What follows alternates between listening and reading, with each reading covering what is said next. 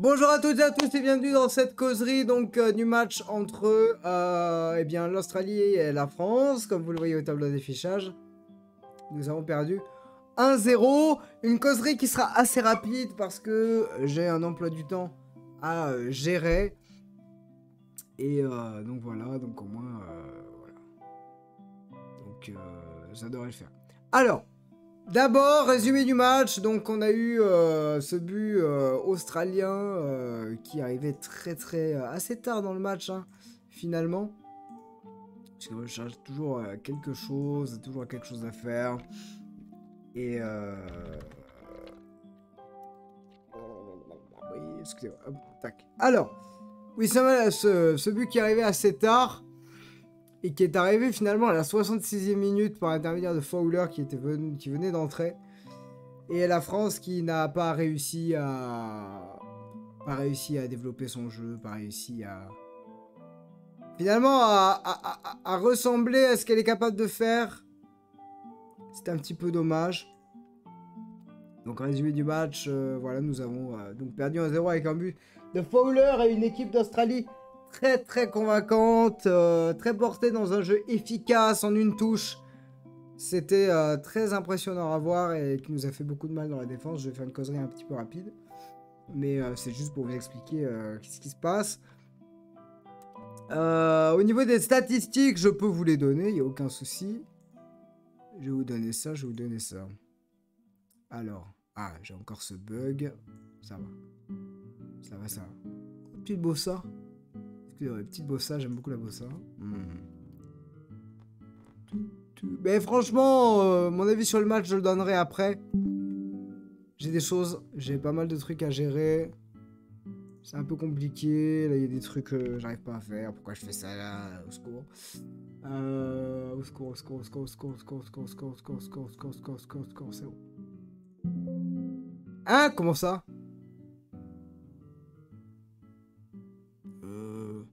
Ah ouais? Mais ouvre-toi alors. Excusez-moi, c'est compliqué. Hein. Tout va bien.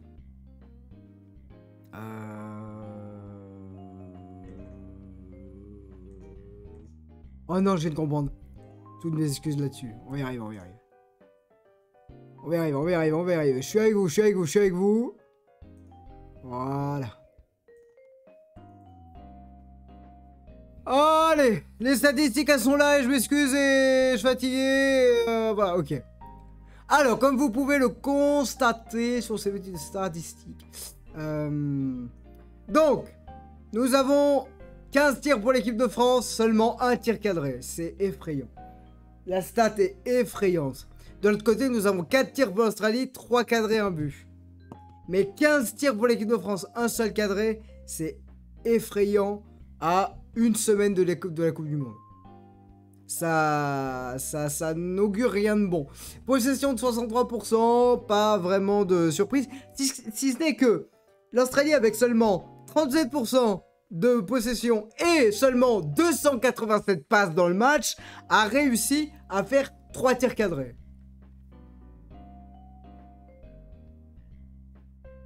Ça par contre c'est effrayant. L'efficacité de l'Australie, ça fait réfléchir. Au niveau des fautes, bon, c'est kiff-kiff, quoi.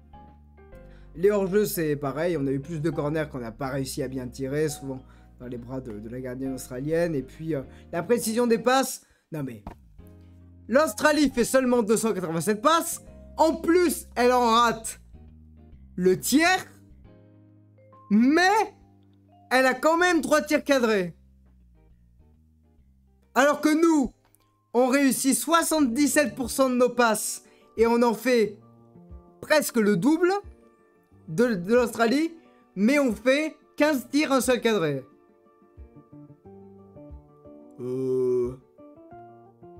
Ça fait réfléchir. Je vais pas dire que je suis inquiet, mais on commence à l'être un peu, parce que va falloir hausser le niveau de jeu et surtout être beaucoup plus efficace. On a vu une occasion... c'est Kadidiatou Diani, je crois, qui a une balle pour aller à fond, pour vraiment appuyer un ballon pour le mettre au fond, quoi. Et elle cherche à le placer plutôt que de le frapper coup de pied, et c'est un peu dommage. Donc au niveau des statistiques, c'est effarant comment les statistiques ne reflètent pas le score du match, si ce n'est les 3 tirs cadrés contre 1. Et le 15 tirs cadrés, 15 tirs, 1 seul cadré, excusez-moi, ça par contre ça fait peur. Pour nous. Ça fait peur pour nous. Mesdames et messieurs, les réactions, vous ne les aurez pas, parce que, voilà, je sais pas pourquoi j'ai mis ça. On se doute bien que côté Hervé Renard, on est un petit peu déçus. Je pense, même très déçus, parce que les statistiques font très mal, parce qu'on a été pris au cours du jeu pendant 20 minutes, parce qu'on a eu seulement un bon quart d'heure, vraiment, où on se ressemble un petit peu plus. Vers la fin, c'est un match qui montre que... Est-ce qu'on est vraiment au niveau d'une Coupe du Monde? Sur ce match, et pour l'instant, j'ai envie de vous dire, malheureusement, et tout l'amour que j'ai pour l'équipe de France, l'équipe de France féminine, non. On n'est pas au niveau d'une Coupe du Monde. On a toutes les bonnes intentions du monde, on a la bonne volonté. On va parler de Bacha juste après. Selma Bacha qui, a priori, blessée gravement au genou. Je vous rappelle que Amandine Henry est forfait, que Cascarino est forfait, Delphine. Si on rajoute Selma Bacha, ça va faire très mal. Parce que pour moi, c'est l'une des joueuses, je vais la mettre dans mes top flops, qui doit évidemment rester titulaire. Elle est tellement précieuse à la récupération, tellement rapide, on va en parler de top flop. Mais en termes de réaction, si vous voulez la mienne, je suis déçu. Je suis pas inquiet, mais je suis partagé. Je me dis, est-ce que c'était parce que c'était le lendemain de l'Australie, de machin, de décalage horaire, de forme physique, de stade de 50 000 personnes? Est-ce que c'était à cause de ça?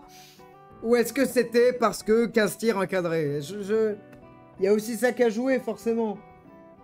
Donc je suis partagé, je suis à la fois impatient de voir une équipe de France conquérante, parce que là, je vois pas qu'est-ce qui pourrait empêcher l'équipe de France de vraiment être énervée contre elle-même, parce que je pense que c'est ce que les joueuses sont, hein. Elles doivent être énervées contre elles-mêmes. J'ai dit Sommer en grande frustration ce soir, parce qu'elles n'ont pas réussi à faire ce qu'elles font, parce qu'il leur manque aussi une Delphine Cascarino qui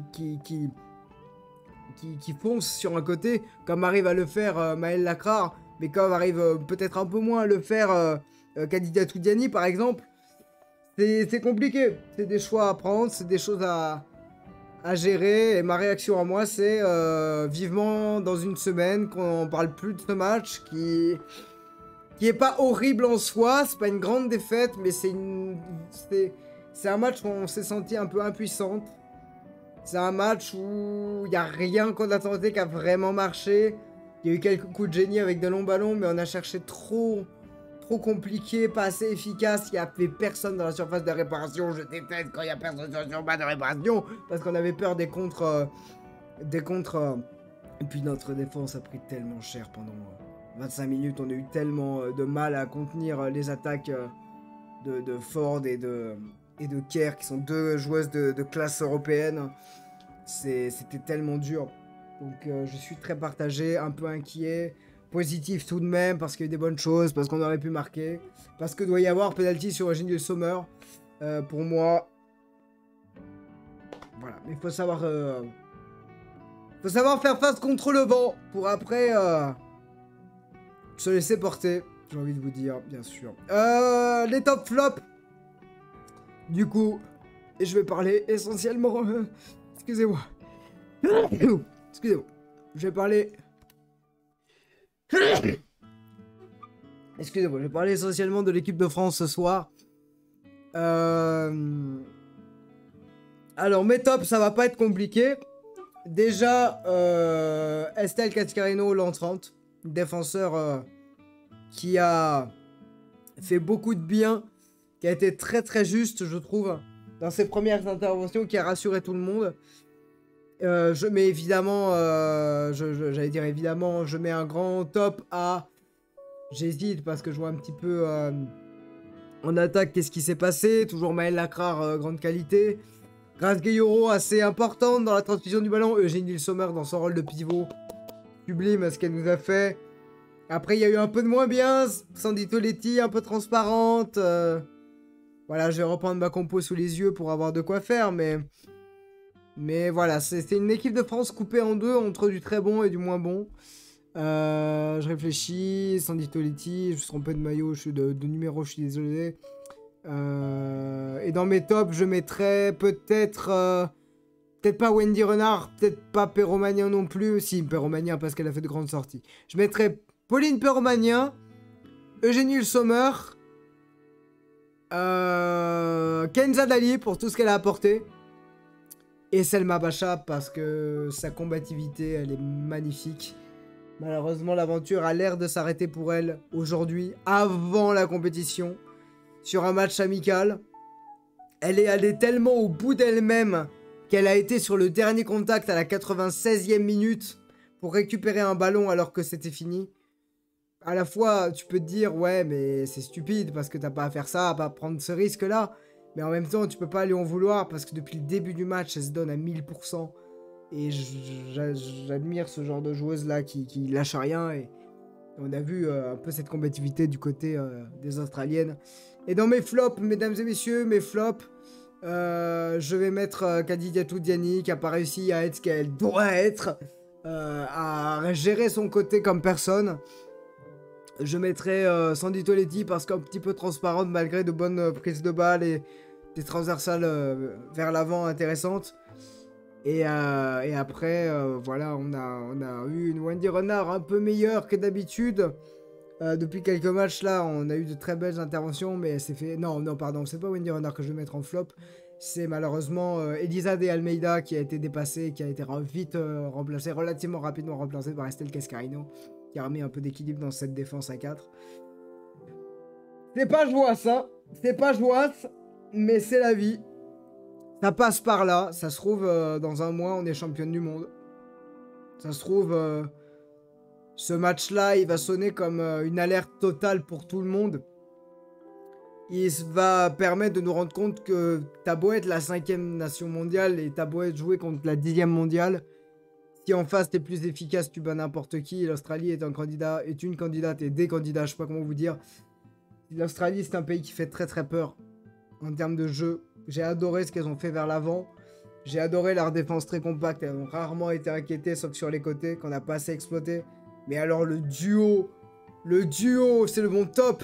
Côté, c'est... alors je vais y arriver parce que les attaquants ont changé. Mais Vinet ou Vine qui a fait un super travail. Ford qui a fait un super travail aussi.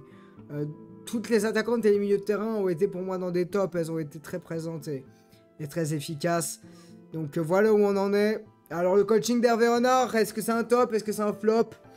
Ce soir, c'est plutôt un flop sans vouloir être méchant. Parce que on n'a pas eu l'effet escompté. Faire rentrer Naomi Feller si tard, c'est peut-être mal joué pour moi. Fallait rentrer peut-être un peu plus tôt. Il a fait des changements à la 77e, je crois. Il fallait les faire dès la 67e, 70e pour déjà éviter des blessures comme celle qu'a eu Selma Bacha. Puisque ça reste un match de préparation. Et sachant que... Voilà, mais bon. Je reste positif, impatient, content, supporter avant tout. J'aime cette équipe de France. Et c'est justement parce que... Pardon, oui, à l'Irlande, j'ai pas fait gaffe, hein, on n'en peut plus de mes trucs. Alors attendez. Excusez-moi, on va faire un truc proprement. J'avais pas vu qu'il m'est resté ce truc. Ça m'énerve. Et je vais pas pouvoir le changer. Bon, le calendrier, c'est quoi ? Le calendrier, c'est pas l'Irlande, mais peut-être bientôt, puisque l'Irlande va jouer du coup contre l'Australie en match d'ouverture. Si je dis pas de bêtises, ça sera sur la chaîne Cobaye. Calendrier, c'est pas compliqué. Lundi, gaming, mardi, musique, on reprend le programme habituel dès lundi, y a pas de souci. Et à partir de jeudi, c'est l'ouverture de la Coupe du Monde. Avec Australie-Irlande qu'on vivra ensemble. J'ai envie de vivre ce match d'ouverture avec vous. Avant, évidemment, de se plonger dans un France-Jamaïque ô combien important. Mesdames et messieurs, merci énormément à toutes les personnes qui ont été sur le chat. Vous avez parlé, vous avez été là.